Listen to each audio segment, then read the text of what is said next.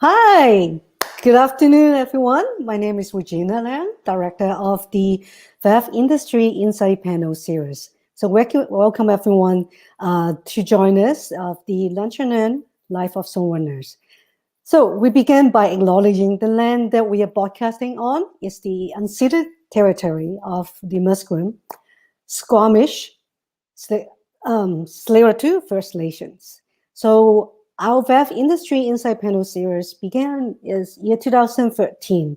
The purpose of this series is providing insight and insider perspective for aspiring and current filmmakers of diverse backgrounds and those in the industry who aim to work with diverse representations both in front of and behind the camera.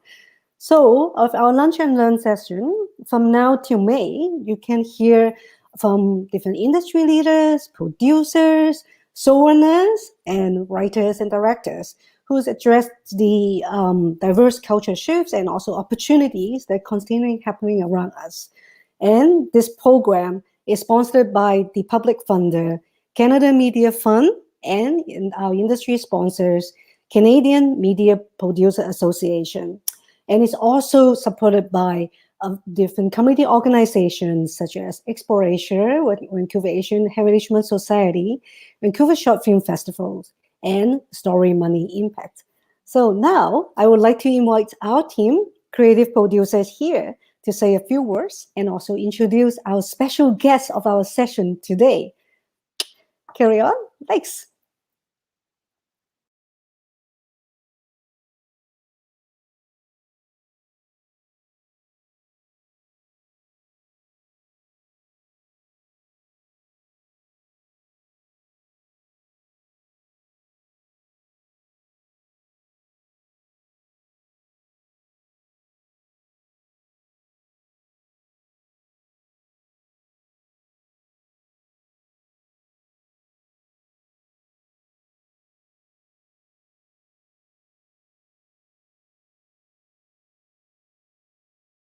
Whoops, sorry, I'm totally muted.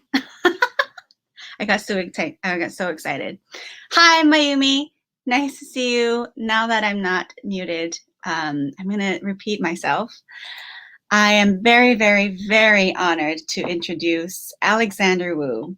He is a playwright, screenwriter, and writer-producer for television. Most recently, he served as co-creator, showrunner, and executive producer of the critically acclaimed series The Terror Infamy on AMC, which premiered on August 12th, 2019, and has been certified fresh by Rotten Tomatoes, topping out at 96%. It is set during World War II. The series centers on a series of bizarre deaths that haunt a Japanese-American community and a young man's journey to understand and combat the malevolent entity responsible. Prior to that, Alex has served as executive producer for HBO's True Blood, earning an Emmy nomination and 2 Golden Globe nominations and many, many more awards. Thank you so much for being here, Alex. Thank you. Happy to be there. Happy to see you. Yes.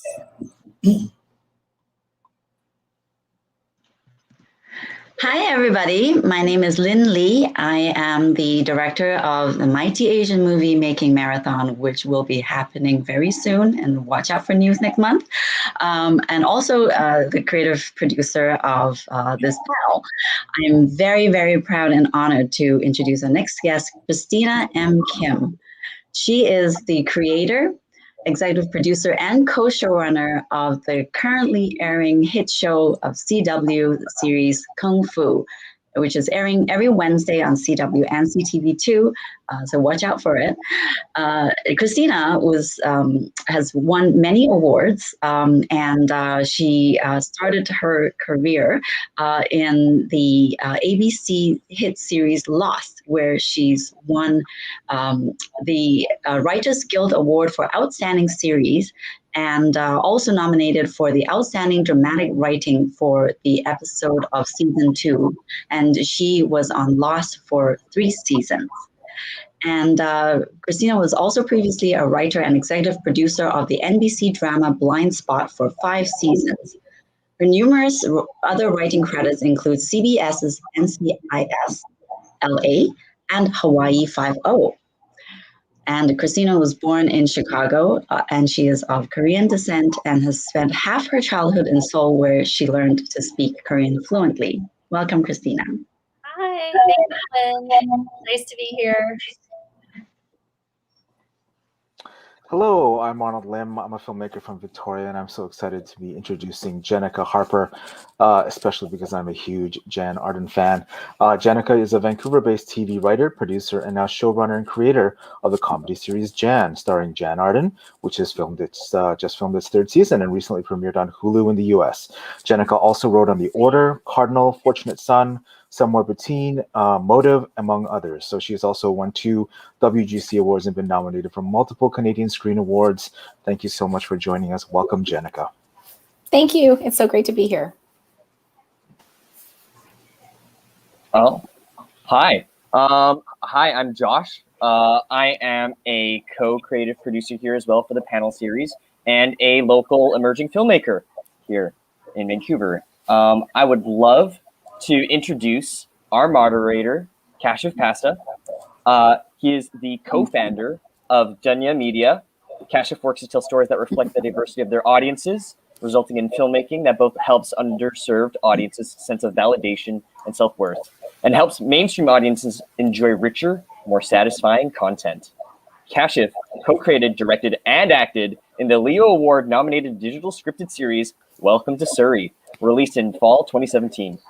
The show intentionally formed in the image of CBC's half-hour comedy guidelines, served as a test run for a network series, and has gained over 500,000 viewers worldwide, with a story set in a completely unexplored Canadian setting where millions of people live, the suburbs. Kashif aims to leverage Canada's position as a nexus of nationalities and cultures to tell globally relevant stories that couldn't come from any other place.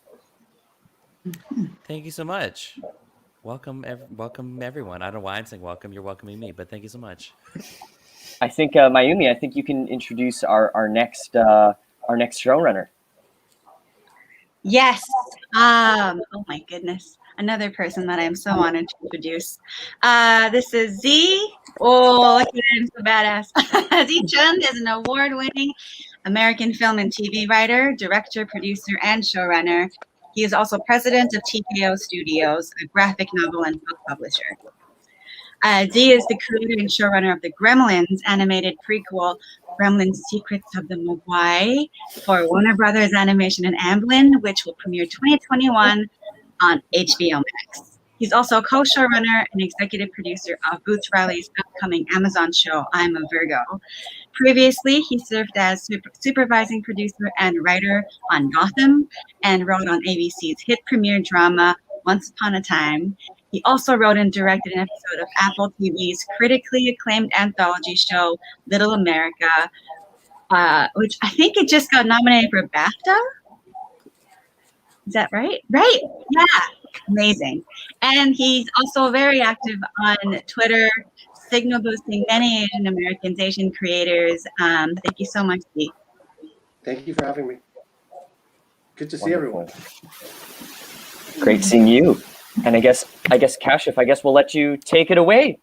Thank you so much, Josh. Yeah, I mean, thanks everyone for being here. I appreciate everyone doing one more video call after a year of doing it, especially for VAFF. I mean, VAFF is a really amazing Asian, I was going to say API, but I guess it's ACPI, Asian Canadian organization.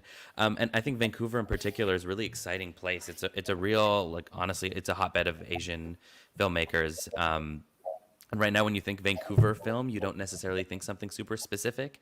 But I think the Asian Canadian filmmakers we have are really quickly filling that space and creating that identity. And so this kind of cross-border, cross-diaspora solidarity and support is going to really grow that movement even more. And I think very soon there will be an idea of like Vancouver film. And it'll be recognizably Asian by default, I think. And so really appreciate everyone being here and growing that community even more. We've got a lot of showrunners here today. Everybody's a showrunner. And I want to kind of set the baseline for the audience in kind of understanding what showrunners do. Of course, there's like the textbook definition, but I would really love to here from a showrunner themselves. So, Jenica, let's start with you and kind of talk about what a typical full workday as a showrunner is for you. I think it really depends on where you're at in the cycle. And I think the way I think about my job is I'm sort of the last stop in the telling of the story. So I feel like it's my job to be looking at the big picture of the story and making sure it's being told well. And some days that's writing, and that's how a lot of us came up as writers, and that's what we maybe know best even. But then some days it's the location is really not quite telling the story. It's like and you have to adapt, and you have to bring in, set deck has to help you out. And some days it's that. Some days it's going to bat for an actor that you really want to cast in a role, and the network isn't sure, and you're like, I'm going to make my case for this person because we need this person to tell the story. No one's going to do it better than this person. So I do think it's a strange job, and I know you're going to ask some other questions about it, but I do think it is an odd job in that a lot of us came up through creative and through storytelling, and then you end up in department meetings about the fake headline on the newspaper and the color of the curtains and a lot of stuff that doesn't seem to matter, except that if you have an instinct that says it does matter, it does matter. And also other departments that you're working with don't like to hear, it's fine, surprise me, I don't really care. They actually want to know what you want. So you kind of have to develop a lot of opinions about things that you maybe previously did not think you had a lot of opinions about. And that's sort of been my journey is realizing that all those things matter and that they all are your job. That if later you see it in the cut and you really think something's off, it was sort of your job to pick that up earlier and say something. So really, like, the keeper of the story is how I think of the job. That's wild. It's so much of the hardest parts of directing, but there's a different director, and it's like the hardest parts of producing, but there's also a producer, and it's also the writing, but there's also a head writer. It's a lot to kind of manage at the same time. And like you said, you came up as a writer, and then you have to also build all of these skills around it. So, Christina, how was that process for you of building that kind of people management, studio navigation, budgetary concerns, and how did you navigate that as you moved up from being a staff writer where you're really focused on a script to adding all those layers? Yeah, I think it's, as Jenica said, like, I came up as a writer. I think most of us come up as writers, and you don't realize that half of your job as you become a producer is actually producing, which means making the show. And that's every single detail, as you're saying, Jenica, like the color of the curtains to what color is the car in the background, and so many little details. And I think a lot of writers aren't quite not prepared, but I didn't realize that was part of the job until I was doing it. And so I would say being a showrunner is just being a crazy multitasker. I mean, there's no part of my brain that I don't use for this job, and every single day is different. So when you ask the question, like, what's a day like? I would have a really hard time answering it. It really varies from day to day. But the people management that you're talking about is really important. It's huge because you are in charge of not just your writers, but your relationships with the studio, the network, the producers, your cast, all of your crew. And you've got to be sort of a cheerleader, but also, sometimes you've got to be the mom or the dad that has to give, a little bit of a beat down or a correction. And so it's a real balance of using all those people skills constantly. Yeah, it's definitely it's the no typical days thing makes a lot of sense, and just that you've like, well, you definitely. I'm trying to imagine what the kind of calendar looks like, and it's probably a lot of overlapping things. But then there's also that creative element, right? I mean, Jenica, you talked about you being the last stop, but a lot of times you're also like the somewhat of the first stop too. And so I don't want to talk about work-life balance in terms of like hours of the day, but work-life balance in terms of writing, which is a lot of tapping into life and experience, and also being able to live a life where you're absorbing some level of experience. And so, yeah, I'd love to ask you about that. I mean, you started in indie film, which is its own tough world. And I'm sure you get a lot of the showrunning skills actually from directing and producing indie film. But also that's a world where like you it's hard, but then you're managing less different relationships, right? There's like less, I guess the stakes are a little bit different than doing a network show. So when you're kind of increasing that scale and you're maybe a little bit less creatively free in some senses, like how do you protect your spark, or how do you still make sure to somewhat live a life so you're gathering materials to write with as well? Or is it just a luxury that I is mean, not I for right think now? that coming up through indie film was really helpful to me in that, when you're making your own indie film, you're kind of doing a little bit of everything. And I think that helped out as I kind of moved up through the ranks of, the staff writer positions because, I'd been in post before, I'd edited my own movies. And, I think that, there's like two sides of the coin. When you're doing indie film, like the last movie I did, it's like there's times where I'm like, whose car is this parked in the shot? Somebody hand me the keys so I can move the car out of the shot. How did it even get here? We knew that. Anyways, but you're doing all sorts of stuff like that. And, when you're, I think when you're running a TV show, or even when I was directing something like Little America, your cast and crew are so experienced that what I really like about working in the bigger environment is that if you can set things up in a certain way as a showrunner, at a certain point, you kind of have the engines running, and then you just have to make creative decisions, and you don't have to for me at least, it's less kind of like production particulars. I can talk about like, I really want this to look like this. I really doesn't matter to me how you make that happen. But when I see it again, I would love for it to look the way that, we all think it looks the best. Right on. I feel like the skill of delegation is like a whole category. We could do a whole panel just on that, especially coming up from indie film. Sometimes it's like you want to have a bigger team. You're like, I wish there was more people do these things. And when you have a bigger team, it's actually a whole nother thing to learn how to like be able to let that go. Alexander, for you came up through a lot of theater as well, and of course that's also, not dissimilar to indie film in as much as you're doing a lot of stuff yourself. There's maybe slightly different roles, but one question I had is, did you always intentionally want to do TV? And how much did you think about long-term career strategy on your way up?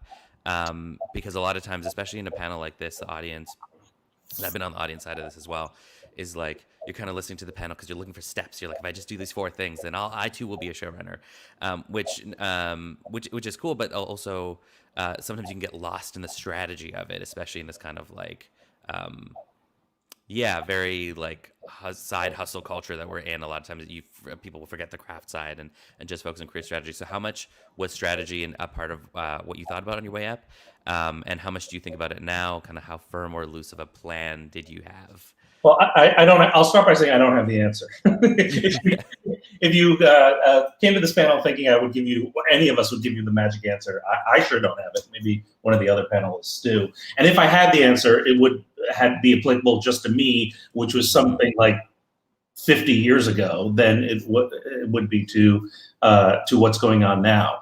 I had no intention of getting into television because I grew up during a time when television was terrible, frankly. TV was the idiot box, and that was the 70s and the 80s. And so I went into theater for no other reason than because I liked it. I found joy in writing stage plays. And then I got closer to 30 and realized I need to actually make a living. But that was around the time when television started getting good. And it was when there was a migration of playwrights from theater to television. And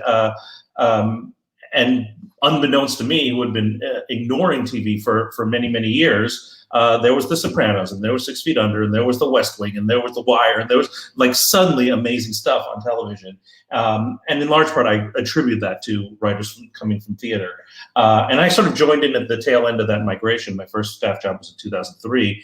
And I've been very lucky to have worked on shows that I have enjoyed and for people whom I really, really enjoyed, because I think that is a big influence on the course of your career and the kind of writer you become, and the kind of showrunner you become, the kind of manager of people you become, is heavily influenced by the people you've worked with and for better or for worse. So I don't know if I've had any particular strategy going in, other than I kept doing the things I liked to do. The hours, as you continue in this, get longer and longer and longer. As I've become a parent, that my life becomes shorter and shorter. As I get older, the remaining years I have in my life get shorter and shorter. But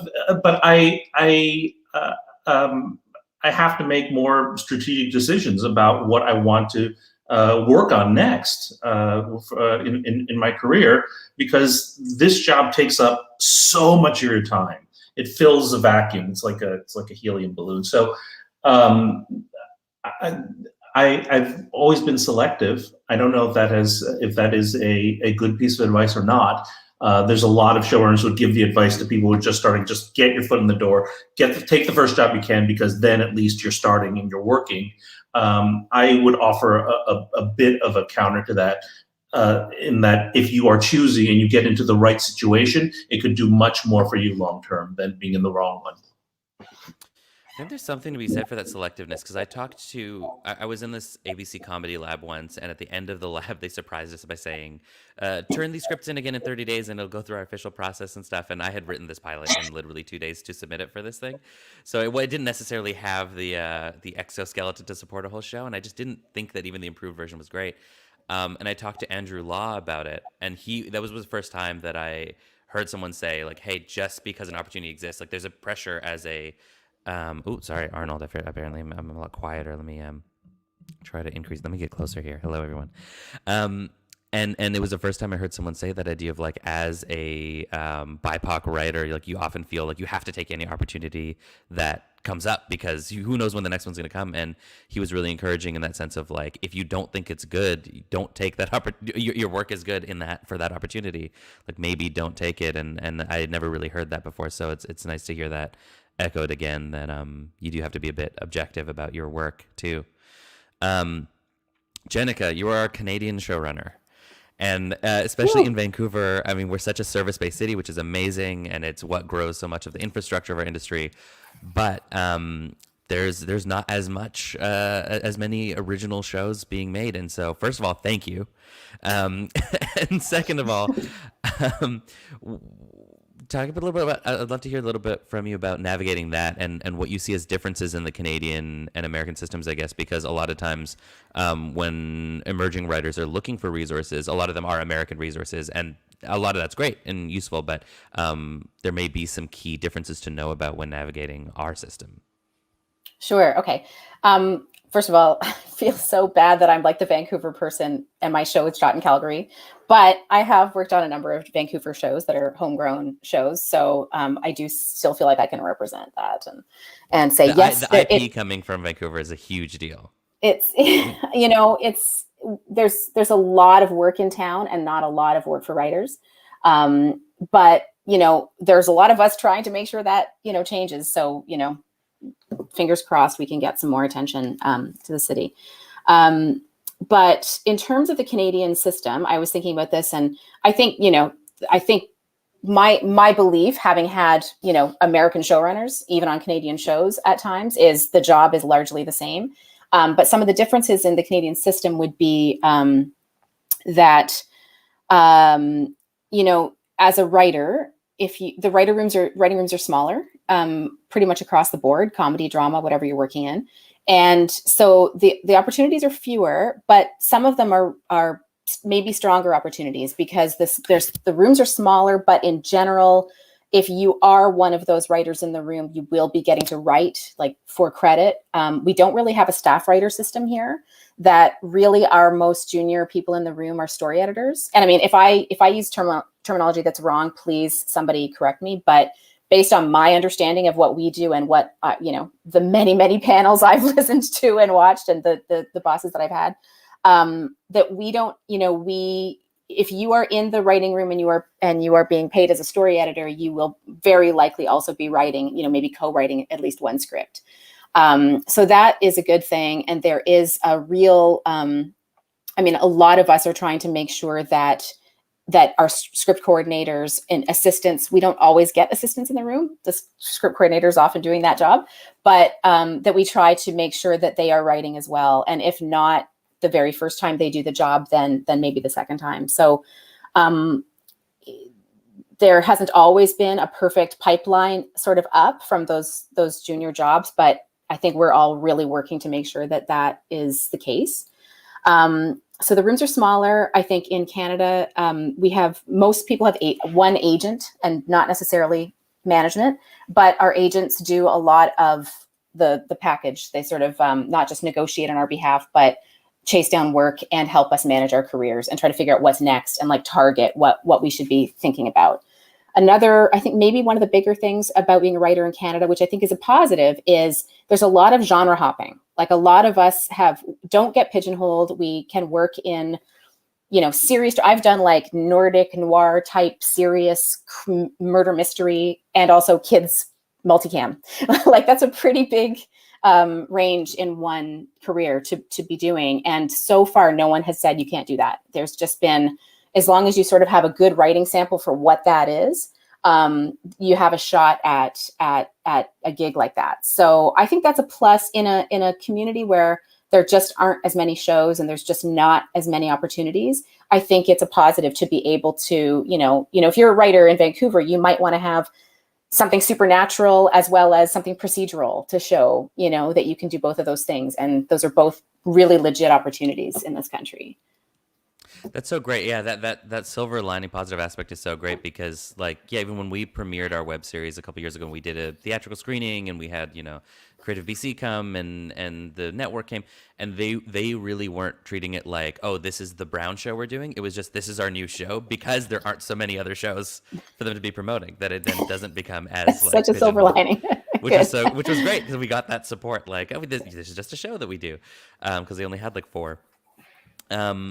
No, that's awesome. And it sounds like, and this may apply both sides of the border, but it really sounds like if you want to staff up in Canada, to really think about being a story editor and really think about getting those technical chops as well as your voice and everything you need to get in order to have your writing sample. But it sounds like having that ability to analyze story and to really be able to, again, have this technical structural knowledge is really good as well.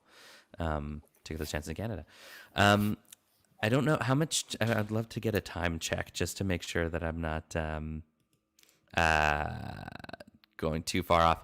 But I'll jump into my next question, which is, in the writer's room, because that's its whole own environment. And for a lot of folks who've been in the industry for a minute, everybody's experienced what it's like to be the only representative voice in the room, to be the only Asian voice, to be the only female voice. And that has a lot of challenges associated with it. But I'm really curious about what's happening now when there is more than one voice and when there is more representation, and how you as showrunners kind of navigate different writers' lived experiences. This question is going to be for anybody who wants to take it, by the way. And especially when trying to create representative characters, if that's even the goal. Because now you're in a position where there may be multiple Asian writers and maybe multiple women who have different experiences from each other, and you don't want to just end up with the lowest common denominator version of the experiences in your script. So how do you navigate that as a showrunner? I think I can jump in. For Kung Fu, my room is the most diverse room on purpose that I've worked in. It's 50% split male-female, 50% of our writers are of Asian descent, all different types, ethnicities.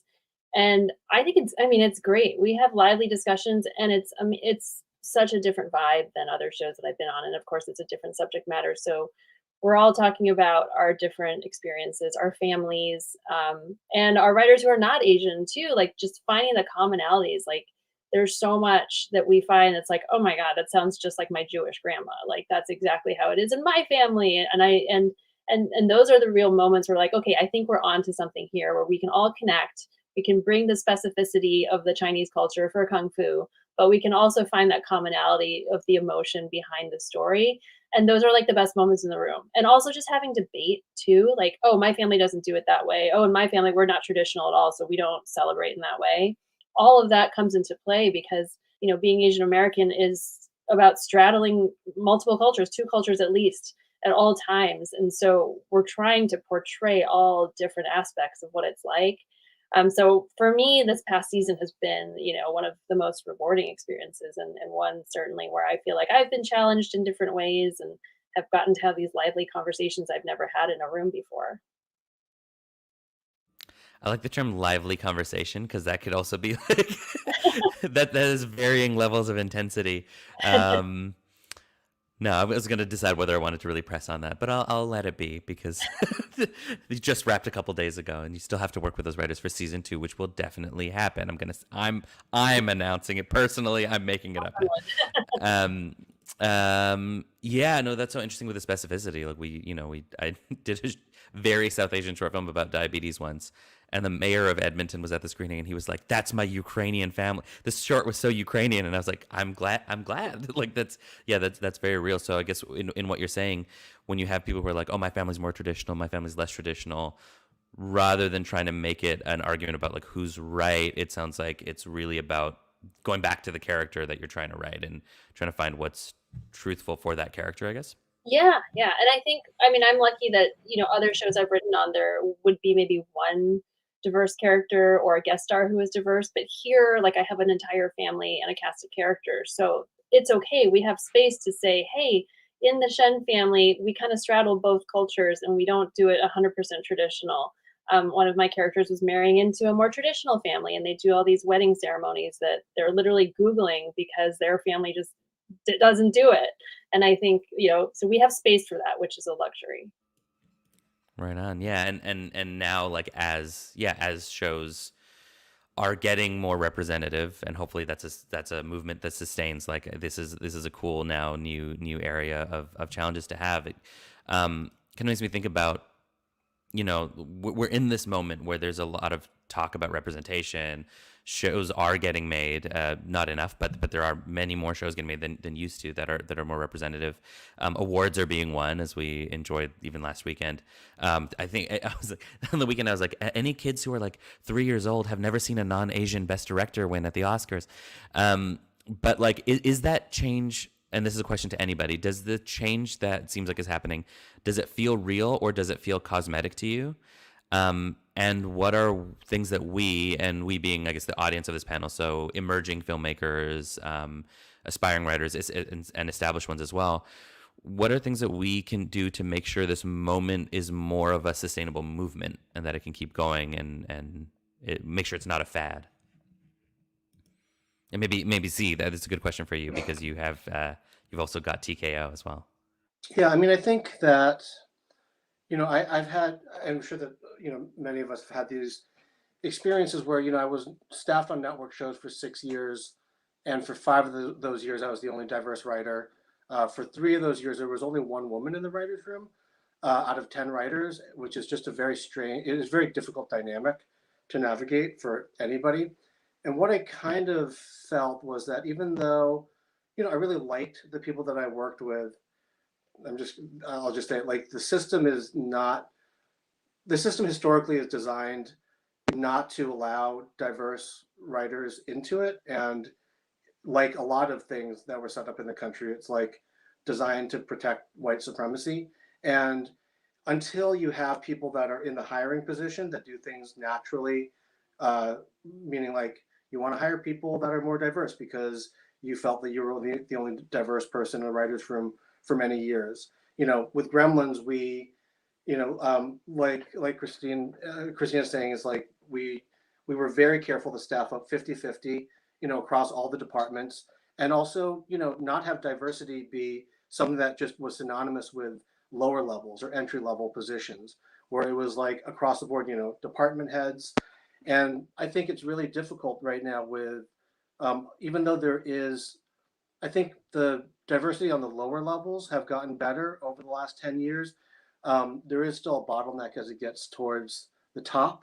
And I think to create something sustainable, we need to have more women and people of color and women of color in the hiring positions, because I think we're just naturally more inclined to hire more diversely.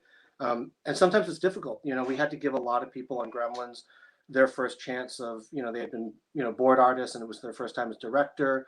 But if you make it a mandate and you are in the position to really mandate it to, the team and everyone's on board, and I think you do have to take some chances on people because historically, the talent development is kind of stops at a certain point, and there's a little bit of a bottleneck. And one thing that I was on this WGA panel recently, and there's so many there's programs for diverse writers at the lower levels, but what I would really like to see is mentorship by showrunners for mid levels to teach them the skills that they need to get to the upper levels, and because right now I think that's the part of it that I feel is lacking.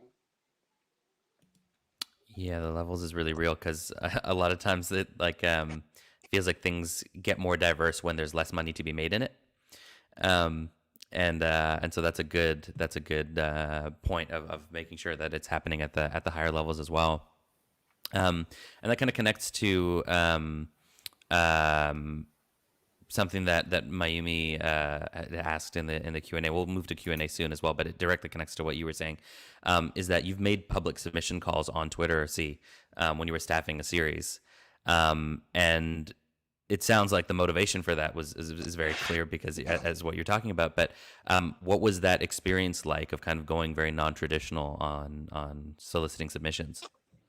It kind of also came out of my work at TKO, which is the comic book publisher that I co-founded. And a lot of our artist and creator outreach we did on Twitter because a lot of comic book artists and creators are on Twitter. I think there's going to be a kid busting in. Go back outside. All good. I love it. Okay. That means damn you in French. He said damn you in French to me. I've done nothing today. I haven't interacted with him. That's the first interaction.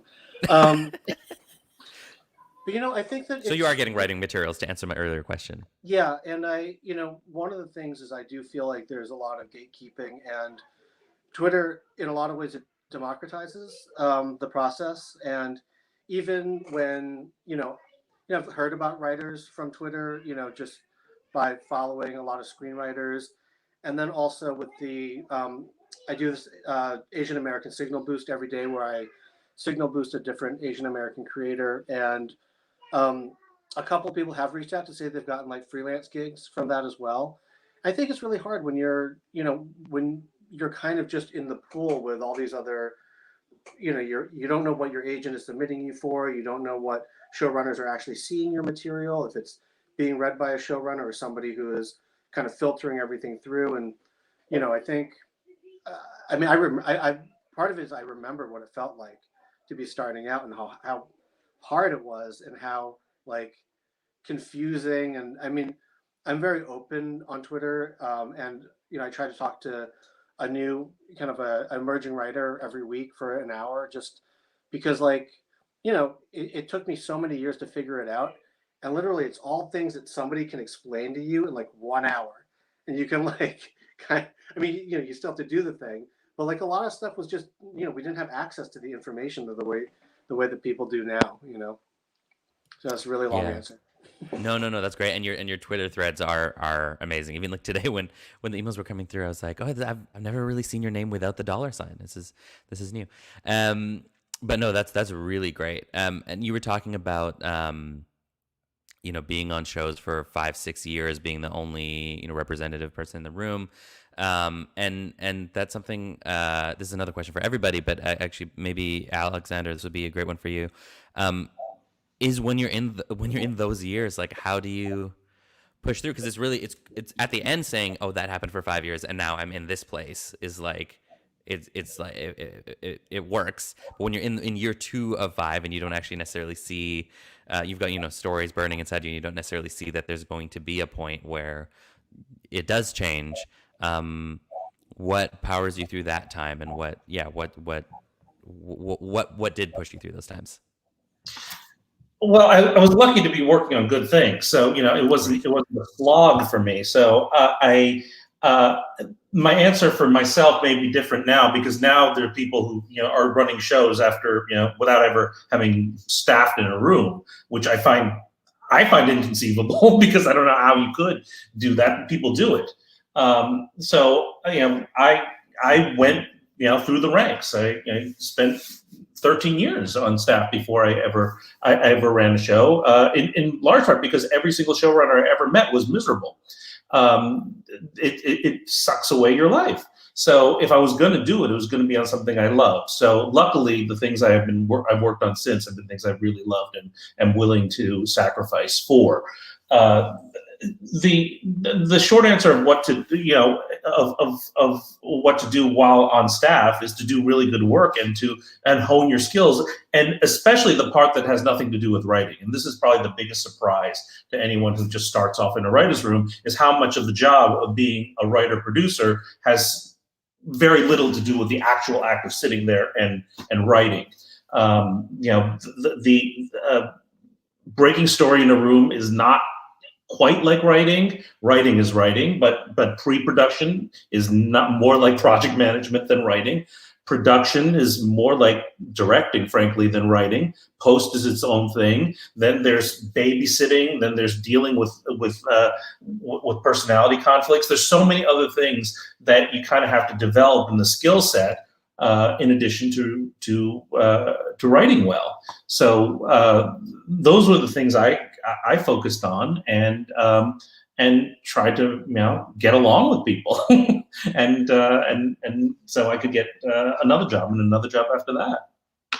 Right on. Yeah, the specific skills are so interesting, and is kind of opening up to everyone else. What are some of those skills and habits that earlier stage writers should have, or that when you meet someone who's more of an emerging writer, that are kind of signals that you see that, like, oh, this person is on the right path, and that they have some potential here beyond the actual quality of the writing, of course, which, not to undercut that, but yeah.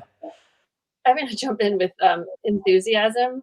Honestly, you'll be surprised at how many people will come to an interview and not even say, like, I really liked your script, even like lie, if you're in the interview, but just showing that you care. And once you're on staff too, like, now being a showrunner, it's the person who is thinking about the show on the off hours, who like read an article about, a style of Kung Fu or a Shaolin monk or something that was just interesting, just makes you think, okay, this is the person who, oh, if there's, sides to be written, or perhaps like, a side project or the next script, like, I think that's someone who I want to give an opportunity to. So just showing that you care and really investing in the show is just, it seems like such basic common sense advice, but a lot of people don't do it. And then just to go back for 1 second about, I love that you reached out to all these writers for staffing, because when we were staffing Kung Fu, my co-showrunner and I read probably 200 scripts of Asian American writers.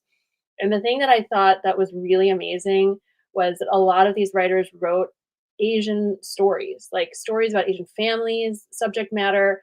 And I was just thinking, when I started out in the business, 15 years ago, I never would have written a spec script about a Korean American family, because I just would have thought, well, no one's going to read it. No one's going to care. No one's going to buy it. It's not marketable. But I love that there is this change. And a lot of those writers are the ones that we hired because we just connected with the material. And when we met them on the interviews, we could ask them, like, where did the story come from? And it was so personal. So I just wanted to put that out there for those who are looking to staff and looking for material to write what you know and what you care about, and try not to think so much about, what will sell. Are y'all really jealous of the earlier stage writers who get to write spec scripts about Korean American families? I feel like that would be. Oh my god! If only. Ryan, that the enthusiasm thing. Just to echo one other thing that Christina brought up, I think that is a really important thing, is that what it's like. If you are really in love with your pilot and you love the writing process for that pilot, it kind of, to me, it doesn't really matter, what it's about, as long as it's clear that this person, loved what they were doing. And, it was a good lesson, actually, when I decided I was going to move out to LA to do TV after doing indie film stuff for a while, it was like, I booked a ticket to LA in 6 months, and I was like, I want to write 3 pilots. And the one that I wrote 2 because I was like, oh, I should have like a procedural, which, it was like every act ended with, somebody standing up and saying, I object, Your Honor. It was like a terrible script. And then like there was another one that was like a soapy ABC show that was like also not good. But the one that I really loved was a show that literally took place in the year 1000 that my agents were like, please, that's the one we really don't want you to write. And that was the one that sold. And that's the one that's got me staff for the last, for 5 years afterwards. So I think it's a really important thing. It can sometimes feel like you have to write to the industry, but, you know, writing something personal that you really care about, I think will always beat out, what you think other people want to see you write. Yeah, that's so real. I was talking about that ABC lab earlier and how I wrote that pilot in 2 days. And it's because I'm a very overthinky, very outliney writer, but there was literally only a couple days between finding out about this and submitting. And so I just wrote about my actual life experiences. And it's very weird because, yeah, I wasn't used to not like overthinking for weeks and months and then putting it away. So that is really great. And I think especially for the Vancouver writers who are listening or watching rather, yeah, it's something oftentimes like we'll see a lot of like Vancouver work that doesn't necessarily, it technically takes place in Vancouver, but it doesn't necessarily like fully acknowledge it. And there's always this pressure, and maybe Jenica, you can speak to it a little bit too. There's always this pressure to like, oh, you must write something that like Americans will read and relate to. And like I've heard so many times people be like, can this be set here? Or maybe I'll set it in Seattle, or maybe I'll set it in somewhere else. And how much does that foreignness, ironically, really not the foreignness of being like from a different ethnic background, but the foreignness of being Canadian play into it. Not to just make you the token Canadian, Jenica, but you have that skill set. I'm happy to be the token Canadian. It is so tough because those of us creating want specificity. Like we want to tell a specific story, and place is usually part of that story. Certainly impacts like who are the characters in the story, and we're fighting for that. And I feel like viewers want that. So I feel, more and more as the market gets bigger and we're all falling in love with shows from all over the world, that what we love about them is they are so specific to that place, or movies. We're wanting more and more specificity. And I think that generic, like this is such a Canadian problem in a way, right? We're like an English speaking country, very close to, close enough to be able to kind of commute-ish from LA. And yet we're often these generic cities like Toronto. If you're watching The Boys, everybody in Toronto is like, there's Casa Loma and there's this. And, that's a very common Canadian thing, is like, it's us, but not really. We're pretending. They have to import mailboxes that look like the US Postal Service mailboxes, stuff like that. I think there is a move away from that. And even the procedurals that I'm seeing, which tend to be where you see the most genericizing, if that's a word, are starting to be like, well, it may not be a big story point, but this is set in, Transplant is a Canadian show that has reached an audience on NBC. So that, and there is a different point of view coming from the creators and the writers, but it is set in a Canadian city, and people seem to be accepting of that. So I'm hoping I'm hoping those days are passing. Yeah. That it's not going to be Anywhereville anymore, because I think that place says a lot about what the story is supposed to be. Yeah, Schitt's Creek was such an interesting example of that, where it is very Canadian, but then you see them like kind of walk the line of not like sometimes saying the word Saskatchewan, but most of the time it's like. I even wonder if now, like 6 or 7 years later, they might have just embraced Canadian.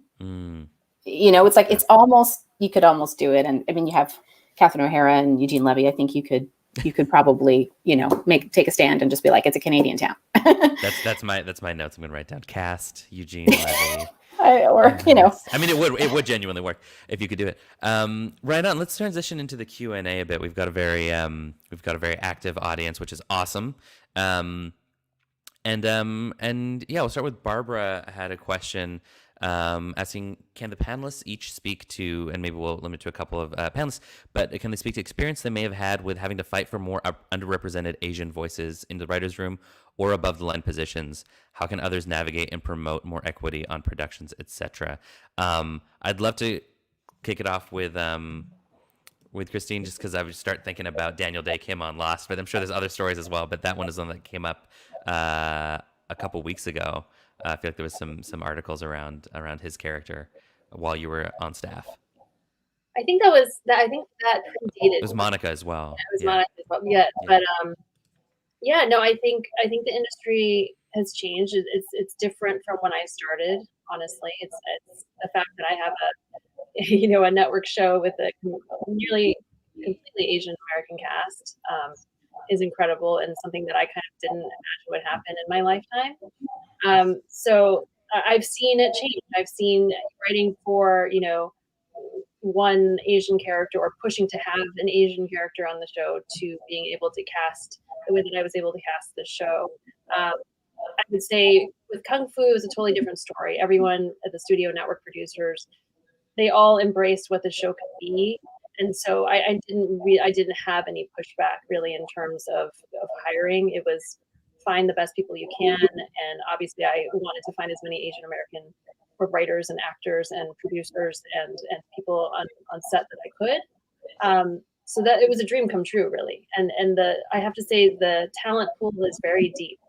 Like when we were casting, in the beginning, there was a question of like, oh, finding your perfect heroine, Olivia, someone who can fight, someone who can act, someone who's funny, like, would you consider half Asian? And I was like, absolutely not for this role in particular. Like that was my one like must be fully Asian for the way I've imagined this family and this character. And once we said that, we had so many submissions, and in casting, being in the hallways of Warner Brothers and seeing the entire hallway filled with Asian actors, the head of casting said, I've never seen this before. This is really special. And in talking to our actors, even they were saying there's this like camaraderie, this feeling of like, okay, if I don't get the part, at least I know it's going to be like one of you guys. And a lot of them were friends, and it was a great feeling. So certainly there were challenges earlier in my career. This project is different. Yeah, I actually just want to say, I think it's worth bringing this up in that, like, I'm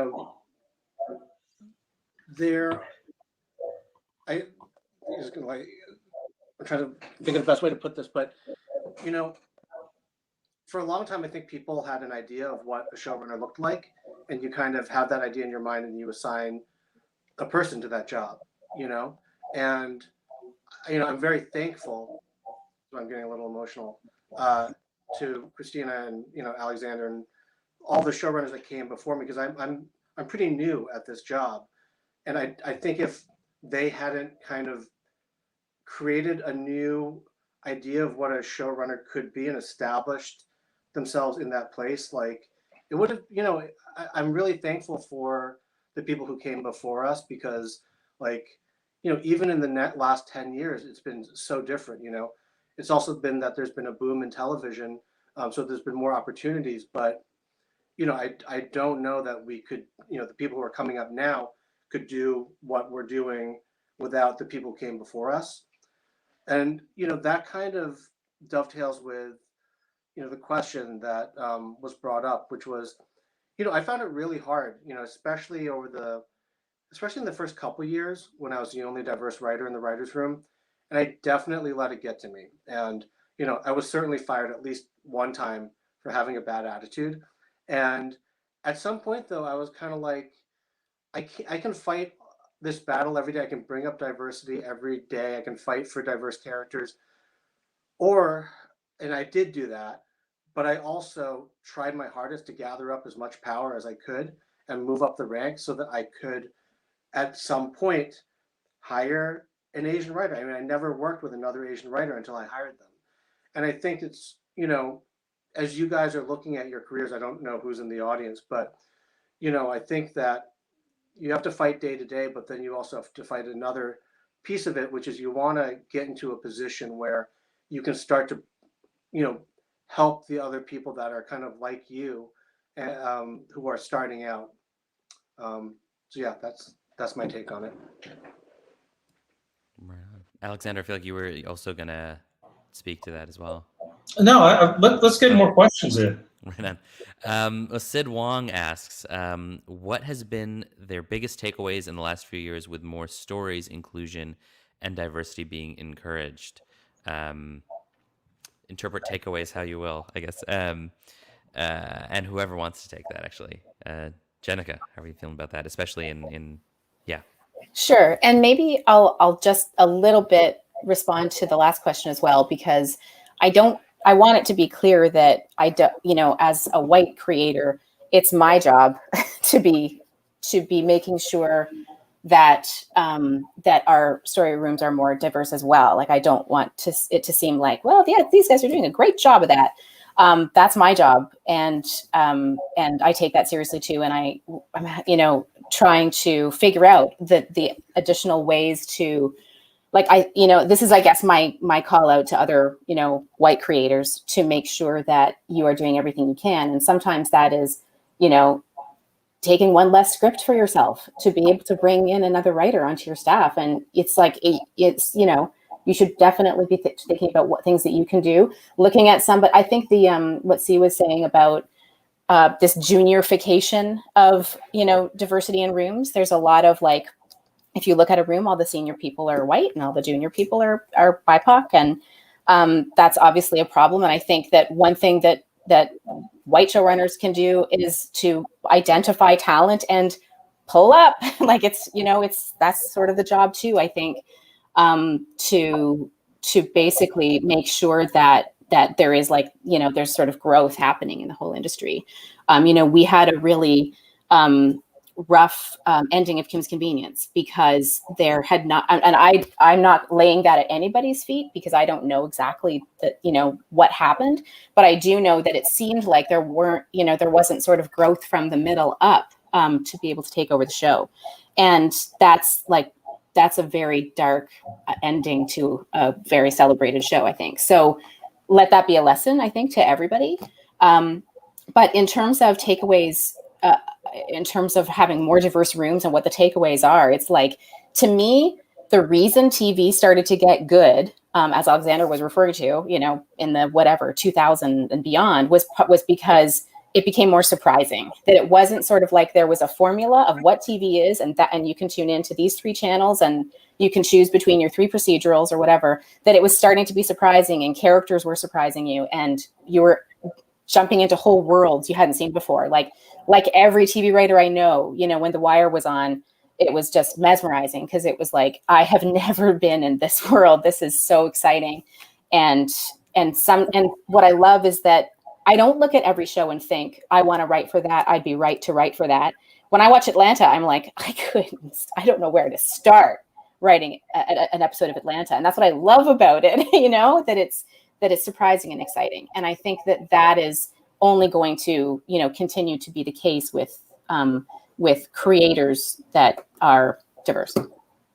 Yeah, I'd say the biggest takeaway after seeing shows with all Asian casts and African American casts that became big mainstream hits is that it's not scary. It's not a giant risk, and it's not going to kill your network.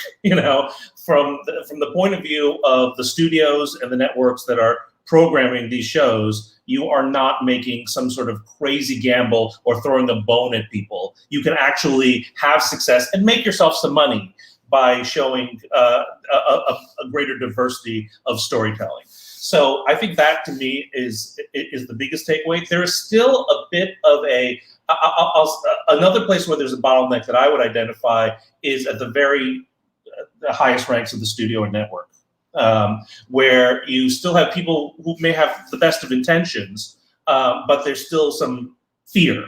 I'm working on a couple of different things right now, but one of them has an all Chinese cast, and there's anxiety about, like, oh, should they be doing things that are kind of naughty? Like, why not? Why can't they? Why can Chinese people only follow the law? Like that is like, to me, a kind of question that hopefully would not be asked of me in a couple years. We still have this kind of anxiety at the studio network levels, but in general, I would say there's been a net positive that you can have shows of, you can do a show about the internment that is centered around a Japanese cast and not Snow Falling on Cedars centered around Ethan Hawke. Right on. That's yeah. I love that, the idea that there has been a lot of progress, but that there's still a ways to go. And I think for our Canadian audience today too, that's such a strong point, because to a certain extent, when we it's kind of what Jenica was saying earlier of like, well, there are less things happening here, but that sometimes creates more space because there's less filled in. I had a friend who was like a South Asian director friend in LA who's very envious because he was like, oh yeah, we want to do like more interesting stories with South Asians. Like I'd love to do a South Asian like gangster story. And I'm like, dude, in Canada that's almost cliche at this point, because like they do like Asians doing naughty, being naughty. I'm like, yeah, no, 100%. Like that feels very much like something that we'd make at VAFF or MAM. And so that's a really exciting thing that gives us as we're wrapping up here, because we want to make sure we're keeping everyone's time in mind. But that's a really nice note, I think, to end on, of that idea that like more is possible. That maybe used to feel a little more like a scarcity mindset, but that the more and more stories we tell, the more nuance we can get with them, and that it's a really great time to do that. And everybody listening should sign up for MAM at VAFF, which is the movie making marathon, where we've seen a lot of really good local films and really great voices and careers begin. Thank you all so much for your time today. Like I said at the beginning, thank you for doing another video call. It's been amazing. If there's anything else that anybody wanted to cover or say before we go, now's the time. Otherwise, I think we're good. Okay, awesome. Well, thank you all so much. Thank you, everyone who tuned in, Thanks, whether guys. live or on a recording. And we'll see you at the next VAFF panel. Thank you. Thank you. Thanks, guys. Well, I think I know we're probably still broadcasting. I'm just gonna stay on until it all ends.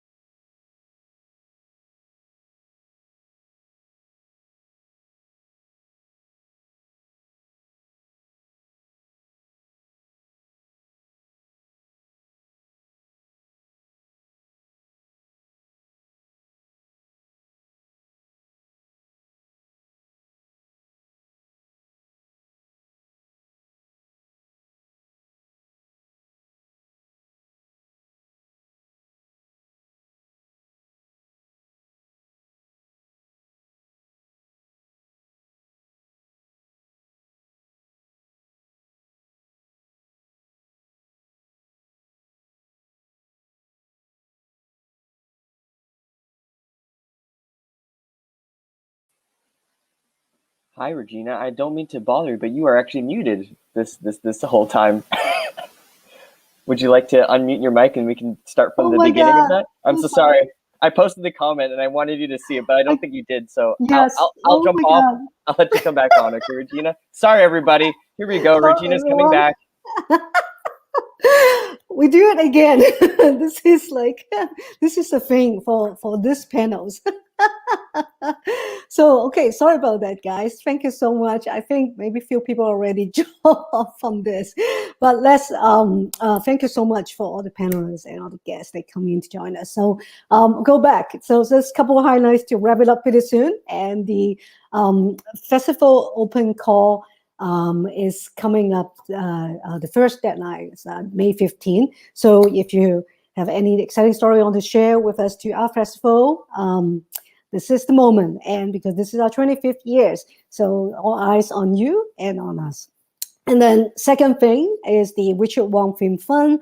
It's one of the most impressive funds that we had bottled up. And then also this fund is assist all the Asian Canadian filmmakers. They can tell the story, more opportunity to showcase what we are, how diverse we are. And but the deadline of the submission for this project is on May 1st, which is a day and a half away. So also go to our website to look at that. And now I would like to introduce Barbara Lee, founder and president of the Vancouver Asian Film Festival, to talk about eliminate hate. And make sure she's unmute. Yes. Thanks, Regina. Thanks, Regina. And thank you for all the panelists and Kashif. That was a great panel, very impressive. And I'm here to talk about Eliminate Hate. Eliminate Hate is the advocacy arm of the Vancouver Asian Film Festival. We are meeting the need that's happening right now with the rise in anti-Asian racism that's happening. And we believe that we need to have our community and others to speak up and speak out against anti-Asian racism.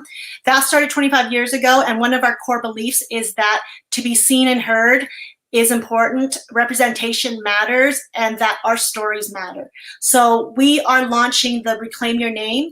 Many people from the Asian community and other communities of color have taken on westernized or anglicized names as a way to fit in and blend in. And there's a real movement about unpacking what all that means. So we have partnered with TikTok Canada, and we are asking people to do their TikToks to tell their stories about their own names, introduce their names, and just talk about what their name means to them and their feelings, and unpacking all that complexity of taking on a westernized name. So Reclaim Your Name is the project, and we are also having community sharing and healing circles. So if TikTok is not the platform you want to use, come join our community circles and introduce yourself and introduce your name and what that all means. Thank you. Thank you so much, Barb.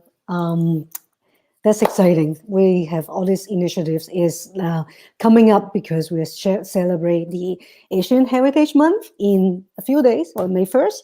And we have all this upcoming screening and workshops and panels, and also the initiatives that we have mentioned with the Eliminate Hate.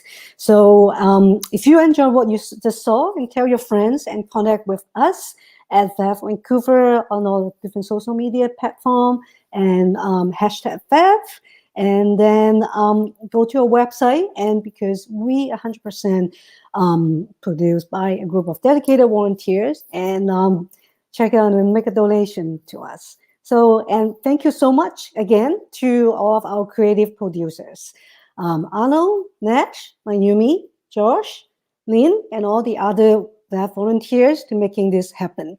So stay safe, stay strong. See you all at Lake's panels on May 28th to 29th. Have a wonderful day. Thank you.